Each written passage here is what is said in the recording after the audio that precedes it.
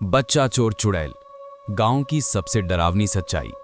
अगर आपको लगता है कि चुड़ैलें सिर्फ कहानियों में होती हैं, तो इस वीडियो के बाद शायद आप अपने दरवाजे बंद करके सोएंगे, क्योंकि ये कहानी है उस बच्चा चोर चुड़ैल की जिसने एक एक करके पूरे गांव के बच्चों को गायब कर दिया था। तो अगर हिम्मत है तो सुनिए और चैनल को सब्सक्राइब करिए, क्योंकि डर यहीं से शुरू होता है।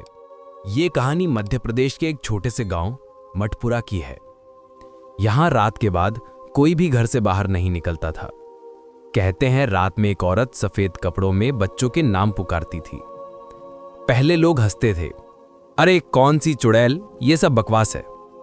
पर एक रात सुनीता का 3 साल का बेटा गोलू सोते सोते गायब हो गया। दरवाजा अंदर से बंद था, खिड़की टूटी नहीं थी, लेकिन बच्चा गायब। सुनीता की चीख से पूरा गांव जाग गया। लोग टॉर्च लेकर खेतों में खोजने निकले। दूर पीपल के पेड़ के नीचे कुछ हिलता डुलता दिखा। जब पास पहुंचे तो जमीन पर मिट्टी से बना एक छोटे बच्चे का पुतला पड़ा था।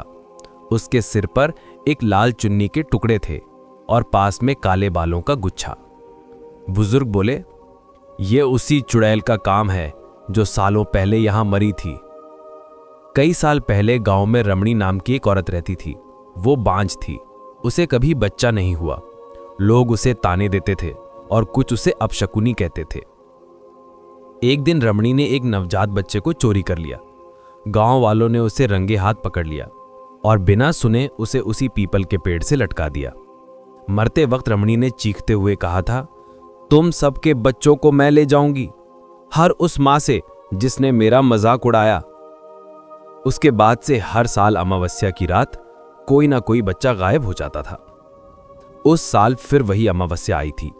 गांव वाले डरकर घरों में बंद थे, पर राजू नाम का 8 साल का बच्चा रात में उठकर पानी पीने गया।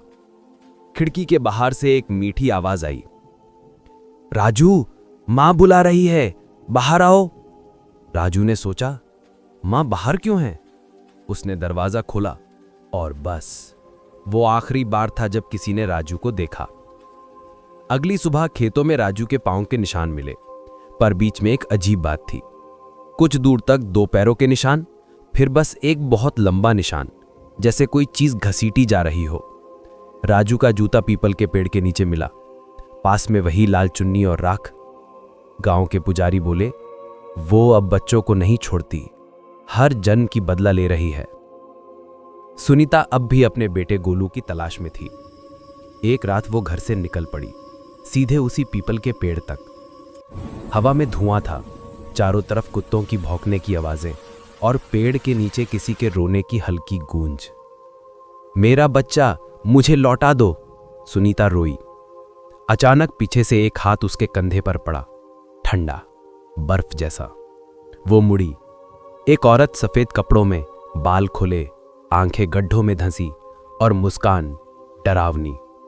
उसने कहा, अब तुम मेरा बच्चा बनाकर ले जाएगी, अब मैं ले जाऊंगी तेरा।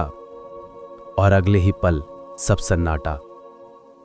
अगले दिन लोगों को पीपल के पेड़ पर 2 लटकते पुतले मिले, एक औरत और एक बच्चे के जैसे आकार में। किसी ने कुछ नहीं कहा। गांव वालों ने पेड़ को चारों तरफ लोहे की जंजीरों से बांध दिया। अब कोई उस रास्ते से नहीं गुजरता।